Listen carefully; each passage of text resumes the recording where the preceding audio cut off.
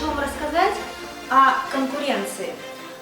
Смотрите, даже если вы только собираетесь заняться шоу пузырей, наверняка вы смотрите, есть ли уже пузыристы в вашем городе или их нет, что делать, как быть, да, вот стоит ли открываться, не стоит. Понятно, что это очень здоровые сомнения. Вот давайте рассмотрим обе эти ситуации. Ситуация номер один. В вашем городе уже есть люди, которые дуют пузыри, дуют там хорошо, плохо. Лучше бы, чтобы хорошо, но неважно, они есть.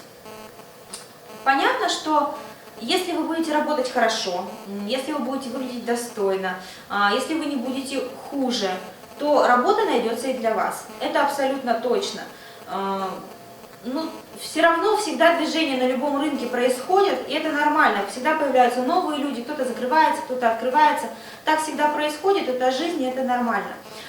Если в вашем городе уже есть те, кто показывает пузыри, значит, вам не придется приучать зрителя к этому продукту, значит, они уже с ним более-менее знакомы. Хотя, скажу вам по секрету, вот выйдите на улицу вашего города и спросите 10 человек, знают ли они, что такое шоу мыльных пузырей. Я уверена, что половина из них даже не слышала о таком. Значит, рынок наполовину свободен, значит, можно вполне спокойно работать. Рассмотрим вторую ситуацию. Шоу пузырей в городе совсем нет. Но это тоже хорошо, потому что вроде как вы одни, но это абсолютно не значит, что вы будете одни, еще долгое количество времени. Как только появляется кто-то один, сразу появится второй, третий, четвертый и так далее. Это правда жизни, так случается.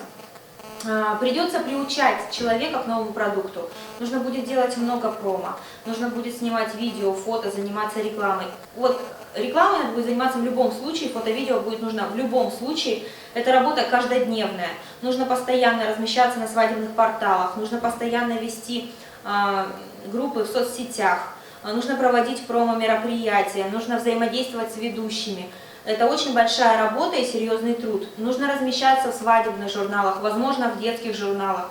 Тут уже надо будет выбирать, в каждом городе какая-то есть своя тусовочка, в которую нужно обязательно влиться, и тогда все будет хорошо. Что еще, какие есть моменты? Моменты есть нехорошие, я о них расскажу, а потом расскажу, как я начинала, да? Из нехороших моментов часто люди, когда вот они открываются в городе, и там уже кто-то есть, они вдруг почему-то решают, что нужно вот агрессивно на всех вот так вот заходить и начинать кричать: «Я самый лучший, я самый крутой, у меня вот самое там единственное, все остальные прям вообще вот не очень хорошие люди, выступают плохо, один я вот такой красавец, и короной свой потолок пробивают». Это неправильная позиция, потому что, я не знаю, как, может быть, я какая-то такая особенная, но вот мне, как потребителю, было бы неприятно разговаривать с человеком, который других людей принижает. Это неправильно. Вот рассмотрим вариант. Да, вам звонят и говорят: вот я хочу шоу пузырей, но вот есть еще какие-то люди, которые шоу пузырей проводят. Что вы можете про них сказать?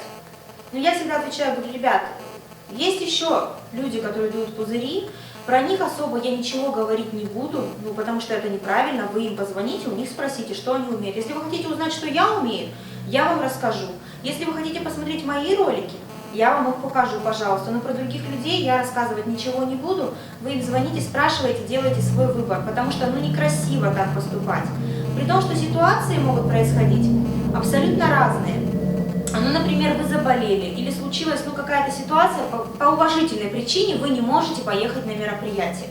Такое, поверьте мне, бывает. Это нормально, все живые люди. И если вы заранее отношения с своими коллегами и конкурентами в городе испортили, не факт, что вас поедут заменять.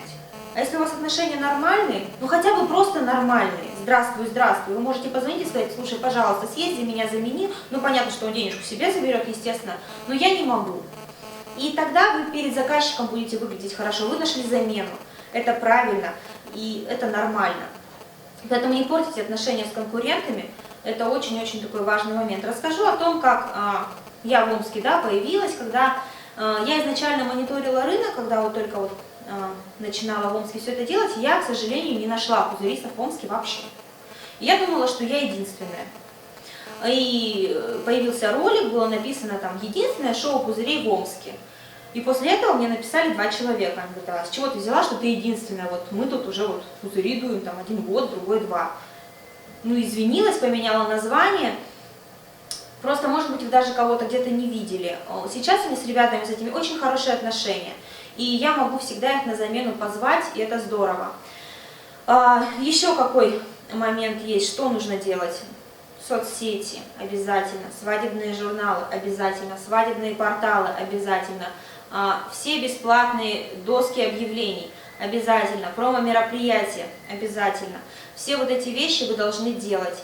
И тогда будет результат и будет отдача. Если ничего этого не делать, просто купить реквизит, научиться дуть пузыри, поставить его дома в кладовке, сесть на диван и ждать звонков, их не будет.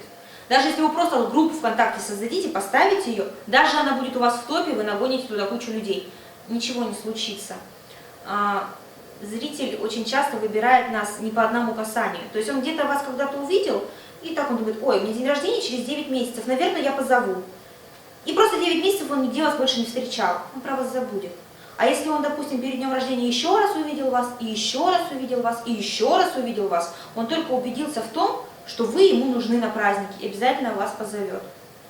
Поэтому занимайтесь рекламой, дружите с вашими коллегами, заряжайтесь позитивом, никогда не говорите ни про кого плохо, и тогда у вас все получится. Пока-пока.